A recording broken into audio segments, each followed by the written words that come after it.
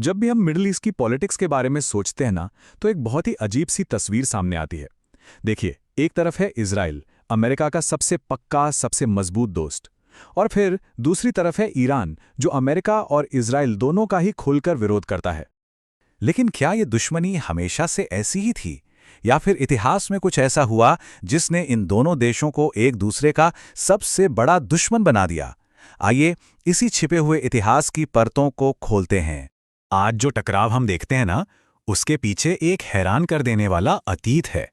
तो चलिए इस अजीब विरोधाभास को समझने की कोशिश करते हैं। तो आज की सिचुएशन तो बिल्कुल साफ है। इजराइल अमेरिका का एक पक्का साथी और ईरान इन दोनों का खुला विरोधी। यही है आज की जियोपॉलिटिकल हकीकत। चलिए, अब समय में थोड़ा पीछे चलते हैं, उस दौर में जब ये दोनों देश दोस्त हुआ करते थे। हाँ, सुनने में अजीब लगता है, लेकिन एक वक्त था जब ईरान और इजराइल के रिश्ते सिर्फ ठीक-ठाक ही नहीं थे, बल्कि वो एक दूसरे के सहयोगी थे। 1948 में जब इजराइल बना, उसके बाद से लेकर 1970 तक, मतलब 1979 तक ईरान में शाह मोहम्मद रज़ा पहलवी का राज था। वो वेस्टर्न कंट्रीज के काफ़ी करीबी माने जाते थे और अमेरिका के तो बहुत खास सहयोगी थे।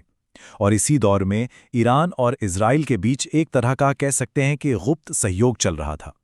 सोवियत यूनियन के बढ़ते असर को रोकने के लिए दोनों ही अमेरिका के अहम पार्टनर थे। वो एक दूसरे से इंटेलिजेंस शेयर करते थे और उनके बीच ट्रेड भी होता था। लेकिन फिर आया साल 1979। एक ऐसी घटना हुई जिसने सब कुछ, मतलब सब कुछ बदल कर रख दिया। इसने सिर्फ ईरान की सरकार ही नहीं बदली, बल्कि उस देश की पूरी पहचान और विदेश नीति की दिशा ही पलट दी। वो साल था 1979। ईरान में आयतुल्ला रूहुल्लाह खुमैनी की लीडरशिप में हुई इस्लामिक क्रांति। और ये कोई मामूली घटना नहीं थी। ये एक ऐसा टर्निंग पॉइंट था जिसने मिडिल ईस्ट के इतिहास को, आप कह सकते हैं, हमेशा हमेशा के लिए बदल कर रख दिया। इस क्रांति के साथ ही एक नई सोच, एक नई आइडियोलॉजी का जन्म हुआ, जिसका एक ही मूल मंत्र था: इजराइल एक अवैध राज्य है। बस इसी के साथ नई सरकार में इजराइल से सारे रिश्ते तोड़ दिए और खुलकर फिलिस्तीन का साथ देने लगी। यहीं से शुरू हुआ दुश्मनी का ये नया दौर। ईरान की इस नई सरकार के 3 मजबूत स्तंभ थे। पहला, पश्चिमी देशों, खासकर अमेरिका के दबदबे का विरोध करना। दूसरा, इजराइल के अस्तित्व को ही सिरे से नकार देना। और तीसरा, पूरे देश को शिया इस्लामी सिद्धांतों पर चलाना। इन 3 बातों ने पूरे रीजन का समीकरण ही बदल दिया। तो 1979 के बाद दुश्मनी की ये जड़ें और भी गहरी होती चली गईं। अब इसे ठीक से समझने के लिए हमें धर्म, पहचान और उस इलाके की राजनीति, इन सब को थोड़ा और करीब से देखना होगा। देखिए, इस पूरी कहानी में सुन्नी और शिया का जो विभाजन है, वो एक बहुत ज़रूरी पहलू है। ये विभाजन 632 ईस्वी में पैगंबर मोहम्मद की मृत्यु के बाद शुरू हुआ था। आज की तारीख में दुनिया के करीब 85 से 90% मुसलमान सुन्नी हैं और 10 से 15% शिया। ईरान एक शिया मेजॉरिटी वाला देश है, जो उसे पूरी मुस्लिम दुनिया में एक माइनॉरिटी की पोजीशन में रखता है।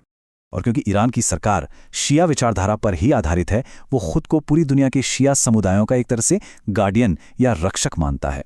और यही वो वजह है कि ईरान लेबनान में हिजबुल्लाह और यमन में हुथियों जैसे ग्रुप्स को सपोर्ट करता है। तो यहाँ एक बड़ा सवाल खड़ा होता है कि भाई, जब ज़्यादातर मुस्लिम देश किसी न किसी तरह से अमेरिका के साथ जुड़े हुए हैं, तो फिर ईरान इतना अलग थलग क्यों है? क्या इसका कारण सिर्फ धर्म है? नहीं, असल वजह है पावर, स्टेबिलिटी और नेशनल इंटरेस्ट। देखिए, सऊदी अरब की अमेरिका के साथ एक सिक्योरिटी पार्टनरशिप है। मिस्र को बहुत बड़ी मिलिट्री एड मिलती है और जॉर्डन तो अमेरिकी मदद पर ही काफ़ी हद तक निर्भर है। तो इन देशों के लिए अपनी राजनीतिक स्थिरता और इकोनॉमी को बचाना पहली प्राथमिकता है। तो असल में ये टकराव सिर्फ धर्म या राजनीति का नहीं है, ये पहचान और पावर का भी है। ईरान की अपनी एक बहुत ही यूनिक पहचान है, जो उसे अपने अरब पड़ोसियों से बिल्कुल अलग बनाती है। यहाँ एक बहुत ही इंटरेस्टिंग कॉन्सेप्ट है जो ईरान को सबसे अलग बनाता है। 1979 की क्रांति के बाद आयतुल्ला खुमैनी एक सिद्धांत लेकर आए, विलायत ए फ़कीह, जिसका मतलब है इस्लामी विद्वान की देखरेख। इसके मुताबिक जब तक शियाओं के 12वें इमाम वापस नहीं आ जाते, तब तक एक सबसे सीनियर शिया धर्मगुरु यानी सुप्रीम लीडर देश को चलाएगा। ये पॉलिटिकल मॉडल पूरी मुस्लिम दुनिया में और कहीं नहीं है। ईरान की पहचान कई मामलों में एकदम अलग है। वो एक अरब देश नहीं, बल्कि एक फ़ारसी सभ्यता है। वहाँ की भाषा फ़ारसी है, अरेबी नहीं। उनका शानदार शाही इतिहास तो इस्लाम से भी कहीं ज़्यादा पुराना है। और धर्म के मामले में वो मुख्य रूप से शिया हैं, सुन्नी नहीं। ये सारी चीज़ें मिलकर ईरान को इस पूरे रीजन में एक बहुत ही अलग जगह देती हैं। तो इस तरह हमने देखा कि ये दुश्मनी 1979 की क्रांति की देन है, जिसे मजबूती मिलती है धर्म, जियोपॉलिटिक्स और एक यूनिक सिविलाइजेशनल पहचान से। और ये सब हमें एक आखिरी सवाल पर लाकर छोड़ देता है, इस दुश्मनी का भविष्य क्या होगा?